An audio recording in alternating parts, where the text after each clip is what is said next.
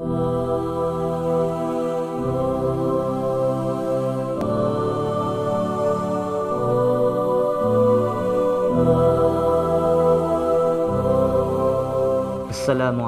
warahmatullahi wabarakatuh.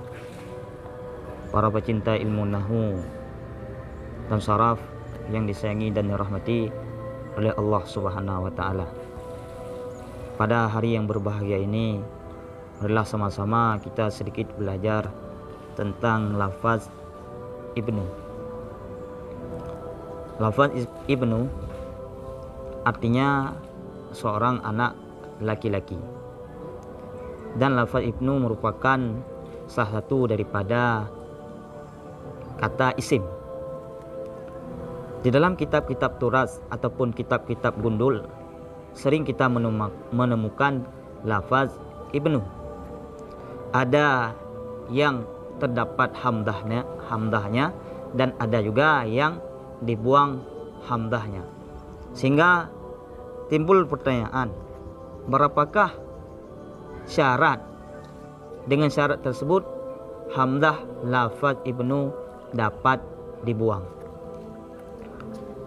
Di dalam kitab Ubadah tersebut 5 syarat pembuangan hamzah lafaz ibnu. Yang pertama, ketika lafaz ibnu tersebut terletak di antara 2 isim alam. Contohnya Umar bin Abdul Aziz. Hamzah pada lafaz ibnu tersebut dibuang karena terletak di antara 2 alam. Yang kedua, hamzah ibnu dibuang apabila tidak dinisbahkan pada kakek dan seatasnya. Apabila dinisbahkan kepada kakek dan seatasnya, maka lafaz hamzah ibnu tidak dibuang. Contoh Muhammad bin Ibnu Hisham. Muhammad ibnu Hisham. Hamzah pada ibnu tidak dibuang karena di depan ibnu adalah kakek daripada Muhammad, yaitu Hisham. Yang ketiga, apabila lafaz ibnu tidak diidhafahkan kepada selain daripada ayah.